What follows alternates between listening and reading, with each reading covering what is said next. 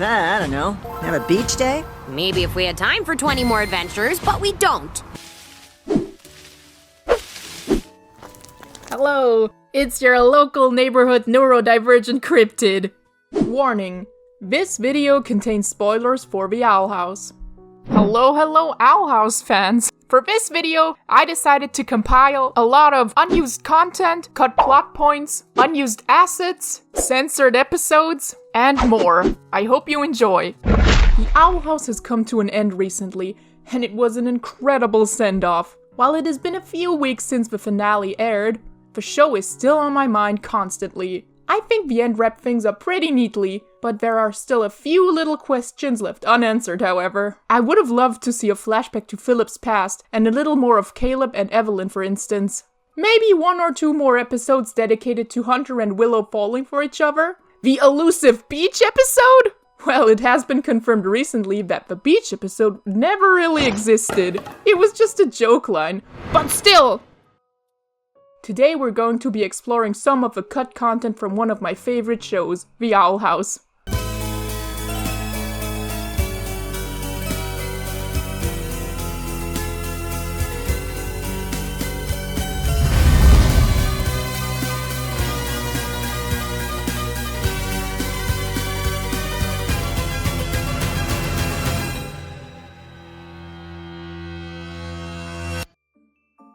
The Owl House has become quite popular since it aired back in January of 2020, and since then, fans have been speculating about what could have been if certain scenes hadn't been cut. Well, I did some digging and found some interesting information. I do think many of these plot points being condensed or rewritten can be traced back to The Owl House being cut short by Disney. I still believe the crew made a wonderful 3rd season, which was enjoyed thoroughly by us fans and gave the show a satisfying ending. But all this thinking about what could have been led me wondering about other cut content and plot points that were revealed over the years. This makes for a fascinating exploration of what could have been when it comes to the Owl House. So next time you're watching the show, just remember that some stories never made it into the final show. According to an interview with the show's creator, Dana Terrace, she came up with the idea of what would later become the Owl House in 2016, when she was 25 years old. She wanted to prove to everybody that the pitch she was working on during that time was a good story and had potential. While working on other shows like Gravity Falls and the DuckTales reboot, she realized she wasn't feeling, quote, fulfilled artistically or emotionally in her job, which pushed her to develop her own show. Dana Terrace continued working on other Disney Channel shows for a few years, developing the characters and baseline idea for an own original series, which she would pitch in 2017. She based many of the characters on people in her personal life. For instance, Luz was named after her college roommate Luz Batista, who would later work on the show, and other characters were loosely based on people in Dana's personal life. The series also took influences from the game Pokemon Red, which was a present from Dana's late father. She associates the franchise with good family memories because of that. The Pocket Monster influences go deeper than that, however. For instance, many of the show's humanoid characters' proportions are modeled after Pokemon trainers, while lots of the creatures inhabiting the Boiling Isles have Pokemon-inspired appearances. Being a huge fan of the franchise, Dana also drew Luz and her potential Pokemon team a few years ago. Check this out, this is one of my favorite pieces of art she's ever drawn. Love it. Dana pitched The Owl House to Nickelodeon and Cartoon Network, both rejecting her. She also stated that the show would have been a lot different if it would have been picked up by any other channel besides Disney, since most of them would only let her do 11-minute episodes, while also providing her with a tighter budget compared to what Disney was willing to give her. Quote, I think it's important to note that The Owl House would not be what it is if it was made by another studio. I was pitching this in 2016. I was a first-time showrunner. Most studios were looking for 11-minute comedies, and Disney TV was the only place that allowed me to have 22-minute episodes. It was, and continues to be, challenging in very specific ways. Every studio has its pros and cons, and in 2016, they were willing to take more of a risk on me and my story than anyone else, and I am grateful for that. Could I have made The Owl House at any other studio? Maybe, but I would have had a tighter budget, a different team, shorter episode lengths, etc, etc. So I think about all that, and I think about all the amazing talent I work with, and I'm just happy that this was made at all. I'm not writing this to downplay any difficulties or stop any conversations. I just personally don't like dwelling on the what ifs. And I want to make it clear that me and the team are extremely proud of what we made. The Owl House was finally picked up by Disney and began development in early 2018, when it was greenlit alongside Amphibia. It would air on Disney Channel 2 years later on January 10th, 2020. Throughout the development of the show, the characters' initial designs underwent many tweaks and changes to their original design. Quote, "Well, my drawings. I have more of a realistic, detailed style of drawing personally, so I think a lot of the challenge with the characters was just getting it simplified to a place where it can be easily animated by my team of artists. Luckily, I had help from many artists like Alex Kerwin and Marina Gardner, Roberti and Corey, just a score of extremely talented artists. According to Dana Terrace, she envisioned the show as a Hieronymus Bosch for kids. Hieronymus Bosch was a Dutch painter who lived in the late 14th and early 15th century. His work is often characterized as disturbingly vivid, nightmarish, and frequently depicting religious themes as well. Bosch is a staple of the grotesque genre, displaying a high amount of detail and symbolism in his panels. And when looking at his work, you can easily see how a show like The Owl House has been influenced by the painter's work. She would pitch her idea to her friend Ricky Cometa, and from there the concept would develop over time and ultimately become what we now know and love as The Owl House. The show getting its name from, well, owls being mysterious. And this would fit the show's magical themes perfectly. For the aesthetic. Furthermore, Cometa stated that they would take the horror themes of the world they came up with and make them, quote, a little more relatable. Dana added that when she was a kid, she loved being a little scared. It was crucial to her to strike a balance by, quote, keeping those scary moments surrounded by moments of heart, by moments of comedy. I think it helps balance out the scary. Yeah, the creatures on the Boiling Isles are all just like average Joes. Just because you have 18 eyeballs and 3 sets of teeth doesn't mean you're a bad person. I couldn't agree more. Cometa added, oh, it's just great. I mean, the fact that it's a titan itself. You think about what kind of life or lack of life that exists on this island. So, you know, a lot of our trees stem from that thought of this is like the blood of the titans that initially was dead and rotting, and we had like maroon trees, but to make the world feel strange and welcoming or familiar, we decided to brighten up those blood trees for something a little bit warmer, something more fall-like. Following the release of a new episode, the Owl House team would generously share a myriad of concept art, reference sheets, animatics, and storyboards with us fans, and bless us with some of the coolest alternate designs for our beloved characters. I really enjoy looking at these, and there is a lot of storytelling going on in these drawings most of the time as well. The Owl House crew and fans alike pointing out these small details made the artwork even more enjoyable to look at.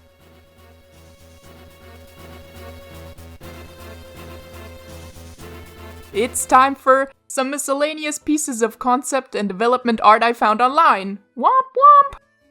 Like, for example, how following the events of Hollow Mind, Hunter hid from the Emperor's Coven inside Hexside. These designs by Matthew Cousin show my man replacing his golden guard mask with some sort of rusty walk. It's called fashion. Look it up.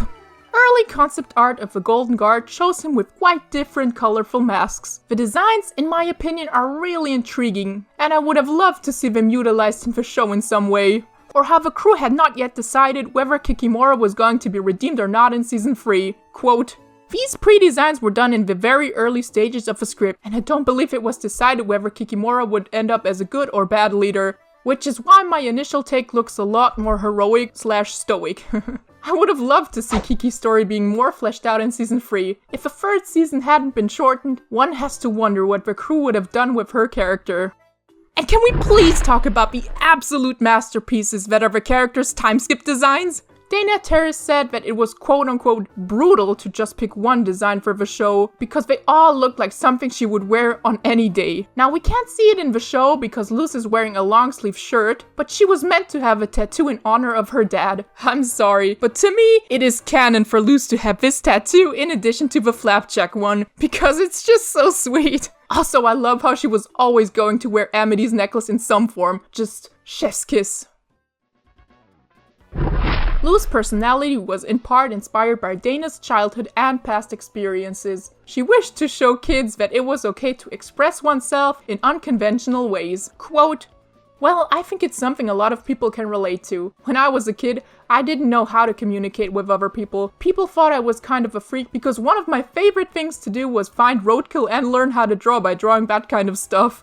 And people were like, what the hell is wrong with you? And I'm just like, I'm just trying to learn how to draw." And that's kind of where some of Lou's personality comes from, some of her background, but I think it's just a very important message for kids to learn. It's okay to express yourself. You should be able to express yourself in any kind of productive fashion you want to. When Dana Terrace developed the look for Luz, she drew her with longer hair at first, but as she developed the character and personality further, she came to the conclusion that, quote, "This is the kind of girl who's going to try to cut her own hair in the bathroom mirror, and she's going to mess it up." So that's how I came up with her little pixie cut. I love how this later became canon in a flashback in the season 3 episode Thanks to Them, where Luz is shown messing up her longer hair by cutting it with a sword and deciding to wear it short from then on out. Now, designing Luz's iconic season 1 outfit was quite the struggle according to Dana. Quote, "Oh, this is going to sound so dumb, but Luz's outfit literally took me 8 months to come up with. I worked with so many designers. Either she looked too young, or the outfit was off-show style, and it didn't feel like something a person would actually wear. It felt too much like a costume rather than something you'd go to school in, and that was so challenging." Now let's talk about Luz in the finale. It was stated in a recent live stream with the crew that Luz's death in the series finale was planned since Season 2B had been in production.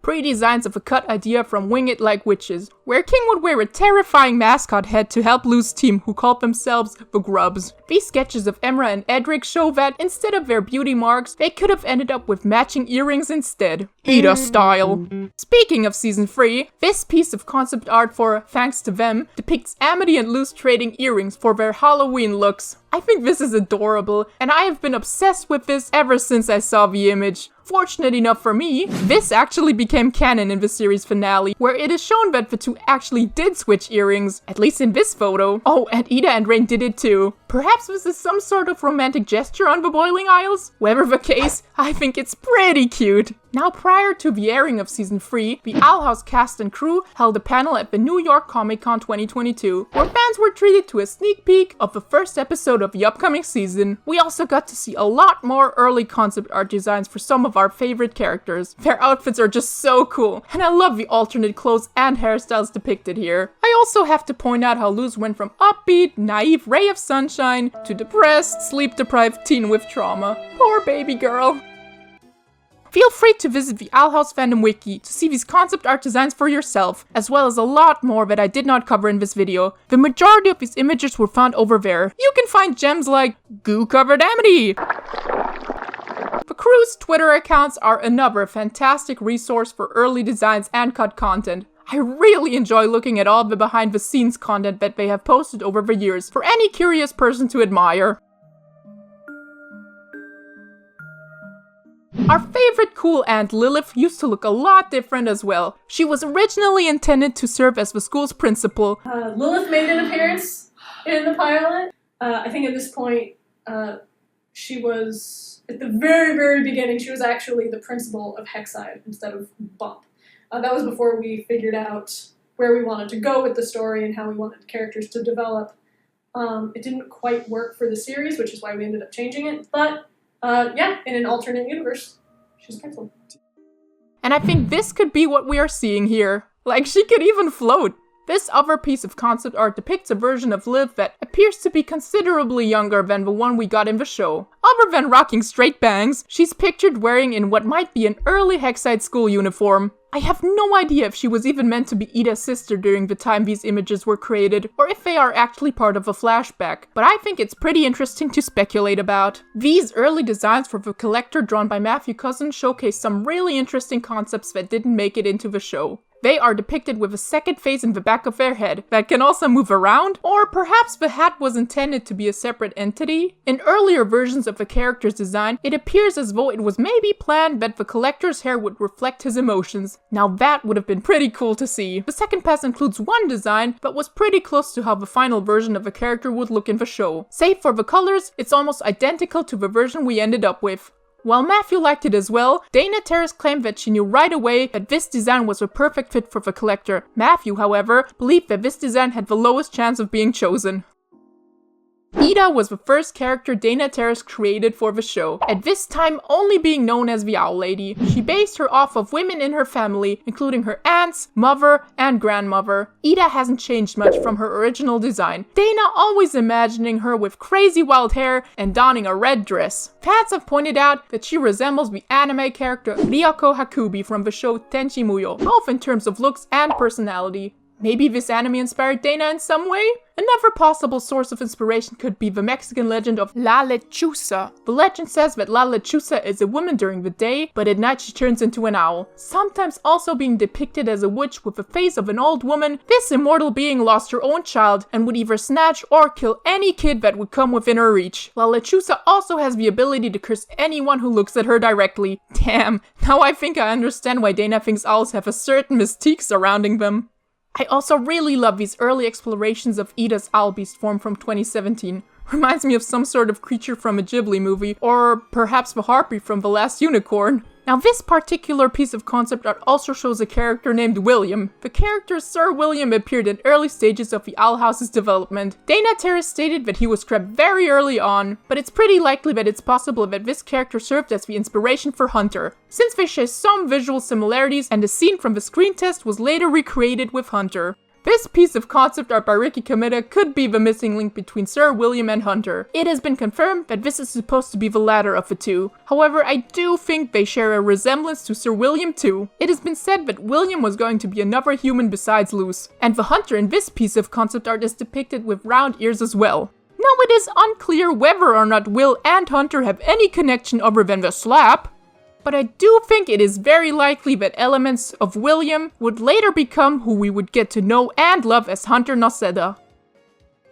Now these would have fit right into my last video about the best moments in Owl's fandom history, and I'm glad to be able to finally talk about this crazy era in the fandom. On September 20th, 2020, Dana Terrace, Luz Batista, and Spencer Wan hosted a charity livestream on Twitch called Drawing Cartoons to Save Democracy, where they took drawing requests from viewers and gave their proceeds to charity. In addition, they also discussed the development of the Owl House, and showed off early concept drawings of some of the show's characters such as Luz, Ida, King, Amity, and Willow. These beta designs, as they would later be called, immediately became insanely popular. You couldn't visit any social media site without being bombarded with fan art, animatics, edits, and analyses of these designs. What made these designs so popular amongst fans was the fact that they appeared to be a lot edgier than their canon counterparts, being drawn in a sharper, more detailed style. Additionally, they appeared to be a few years older too, which in return spawned tons of AUs and fanfics that depicted them as the characters' older siblings, among countless other possibilities too. It was just a lot of fun. The crew noticed the popularity of these beta designs amongst the fandom and created more art of them, which helped the designs get even more traction in return. The pilot episode is an unaired test episode of The Owl House. It is often mistaken with the series' animation test reel, which has nothing to do with the pilot episode plot-wise. In addition, unlike the test reel, it is entirely composed of storyboards. While the pilot was never released in its entirety, a few plot details and snapshots have been revealed over time. We do know that the plot was, quote, in many ways very similar to the first episode, but there were a couple of major differences. Many of the storyboards would also be reused for the first episode of the show, The Lion Witch and the Warden. To quote the Owl House wiki for the summary of the plot, the opening of the episode involves Luz being harassed by a group of school bullies. Amity then unwittingly stands up for Luz against the bullies, leading Luz to try befriending her. After class, Luz offers Amity a drawing she made of her, commenting that she got a paper cut while making the drawing, but worked the blood into the picture as blush on Amity's face. Luz attempts to befriend her because Amity unwittingly or unknowingly stands up for her in class. And as a thank you, Luz draws her a picture, but she got a... I think the line specifically is, I got a paper cut while drawing it, so I just worked it into the picture. They really should have kept that scene, in my opinion. The first meeting between Luz and Ida in the pilot plays out almost the same to how it does in the finished series, with the exception that rather than initially running off, Luz is instead held in place by Ida. The first meeting between Luz and King plays out similarly to how it does in the finished series. Lilith is featured in the pilot as the principal of Hexside and at some point transforms into a bat creature. She was later changed to be the head of the Emperor's Coven, and her role as the principal of Hexside would be taken by Principal Bump instead in the final series. The concept of Lilith being able to turn into a monstrous creature was initially removed from the finished series due to it conflicting with the storyline of Ida's curse. By the end of the episode, Luz becomes trapped within the demon realm and must set out to find a way back home. The ending was a little different. Luz does get stuck and she has to find her way home. But in rewriting the pilot, me and our season 1 story editor, Rachel Vine, amazing writer, we thought it was more interesting if she made the conscious choice to stay and then, had to deal with the consequences of that later. The animation test was created early during development of the Owl House, in order to test the show's tone and art style. While it was never officially released, the first animation test was first leaked without any sound, but eventually found its way online with the audio intact. I think it's really interesting how the art style differs a little from the series. While most of the characters had minor things changed in their design when the show premiered, such as Luz having a white and purple striped shirt and not wearing jean shorts over her leggings, her beta shirt even making a cameo in the episode Yesterday's Lie, you can also see the badge she's holding in an artwork depicting Beta Luz made by Dana Terrace. If I had to guess, it was to make animating her easier by streamlining her design. Most of the characters had minor things changed in their design when the show premiered. Now, while these may be small changes, one character's appearance differs significantly from that of his on-screen counterpart. King sure looks interesting. Sprouting orange fur and a red tip tail. But those eyes, man. Yeah, I can see why they changed his colors prior to the show's premiere. However, that's not all. His design used to be even more bizarre, according to Dana. Quote, King started off, he's like a cute little teddy bear right now. A cute little dog, basically. But he used to have like a man's body. He used to be like an adult man with a deer skull for a head. And I was like, alright, this is not going to work. Hearing that, I can confidently say, our little man is adorable just the way he looks now. However, I can't help but wonder what the show would have been like if they kept this version of King. Another thing I'd like to point out is that Willow wasn't always named, well, Willow. Her name was originally going to be Paulina, according to the animation test reel. I think I prefer Willow a lot more, as it ties into her connection to plants. And just to make sure, I looked up the name's meaning, and it turns out Paulina is Latin for small.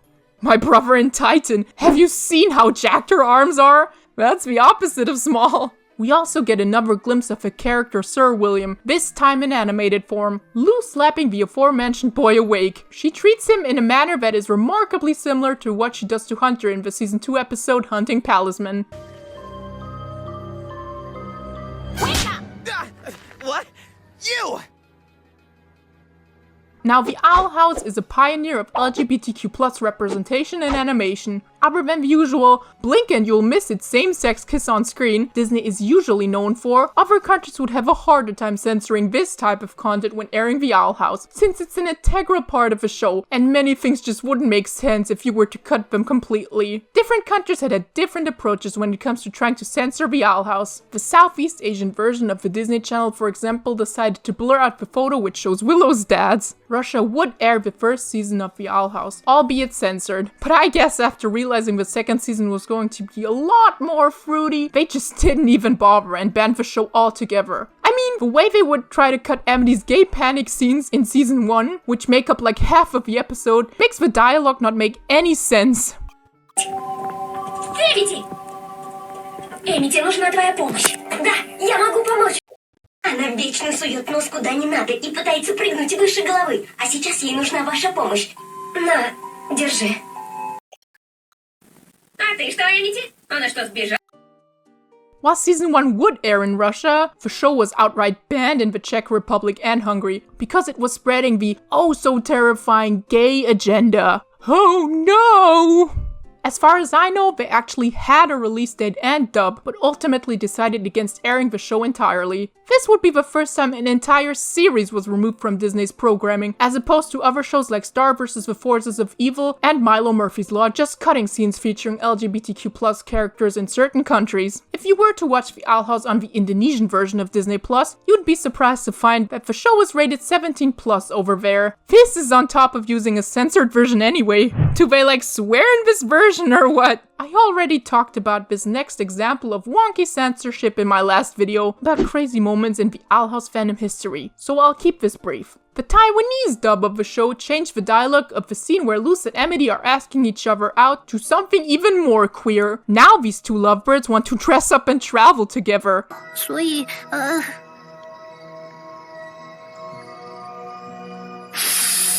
我们盛装出游吧。不，被超前一步。对不起，对不起，你说吧。好的。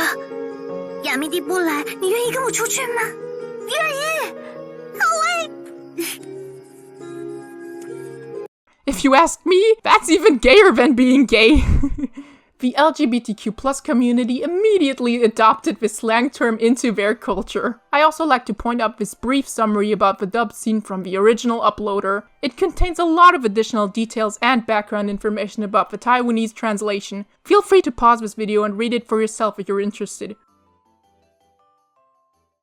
The Owl House Witch's Apprentice is a 2D platformer you can play online or download on the App Store. It was released sometime around the first episode airing. You take control over Luz, and your objectives are to collect different relics and run various errands for Ida in order to complete the game. The platformer also featured voice lines from some of the cast, and some cool bits of lore that were pretty neat to stumble upon during the early days of the fandom. The game is a nice little adventure, nothing too special, but still a great time waster if you have half an hour to spare. Now, why am I talking about this game? Well, while researching cut content from the Owl House, I found these awesome pieces of concept art for the game, and also came across some assets and voice lines that you never get to see during a normal playthrough, including menu graphics, unused characters and items, enemies, this neat portal door, an unused code entry scene, and most important of all, Ida's open mouth. Now, I don't know about you fellas, but it feels like we were robbed.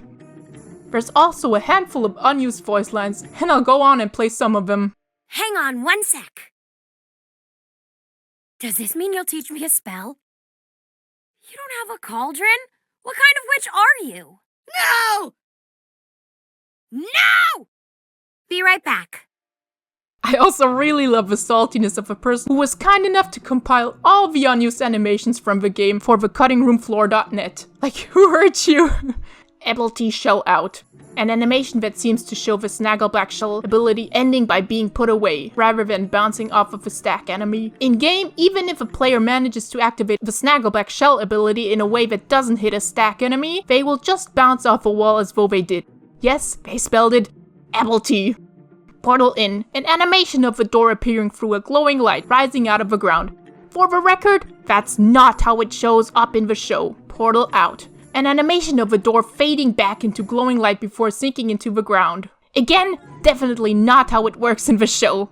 I just love the dedication the author brings to the table. You go, man.